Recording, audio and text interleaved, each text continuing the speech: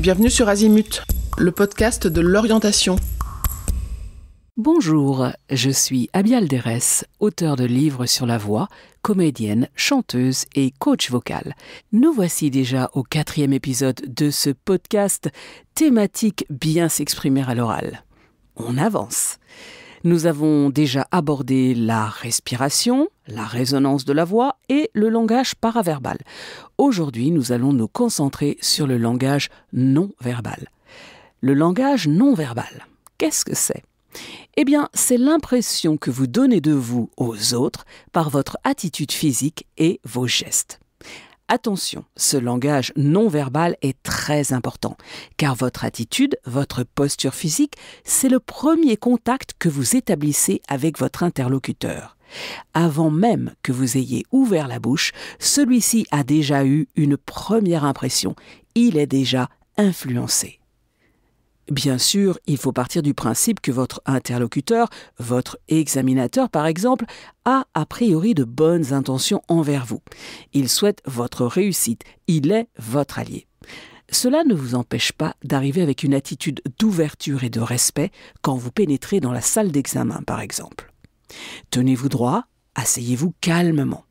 Si vous avez un document avec vous, posez-le tranquillement sur la table et posez vos mains à côté. Évidemment, on ne s'affale ni sur son siège, ni sur la table. Vous pouvez, par exemple, poser vos poignets sur les bords de la table. Cela vous évitera les gestes parasites du style « je mets ma main dans mes cheveux » ou « je me gratte le visage » par exemple. En revanche, si vous avez besoin d'utiliser vos mains pour appuyer ce que vous dites, n'hésitez surtout pas. Rappelez-vous que vous êtes en conversation avec votre interlocuteur. Plutôt que de penser examen, pensez conversation. Cela vous permettra d'être plus naturel tout en ayant un langage et une posture adaptés à la situation. Nous allons terminer cet épisode par un exercice simple pour vous aider à prendre conscience de votre posture. Vous allez vous mettre debout, les pieds écartés à la largeur des hanches. Vous y êtes ? Fermez les yeux. Prenez le temps de quelques inspirations, expirations profondes.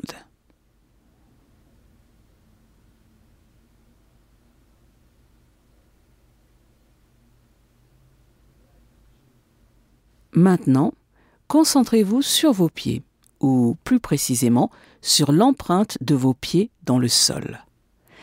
Sentir l'empreinte de nos pieds dans le sol, c'est ce qu'on appelle l'ancrage. Cet ancrage donne de la force à notre posture. On a les pieds bien dans le sol.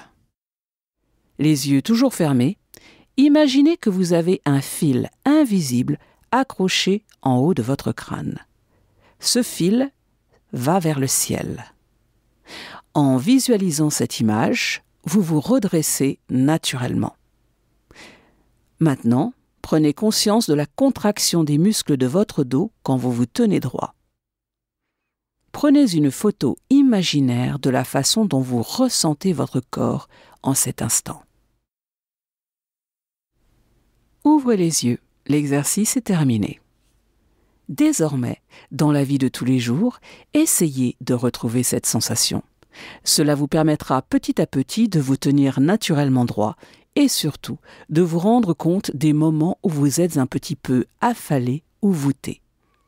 Pensez-y. Votre posture joue un rôle non négligeable dans votre expression orale. Voilà, ce sera mes conseils du jour. Rendez-vous au prochain épisode. Cet épisode est terminé. À bientôt sur Azimut.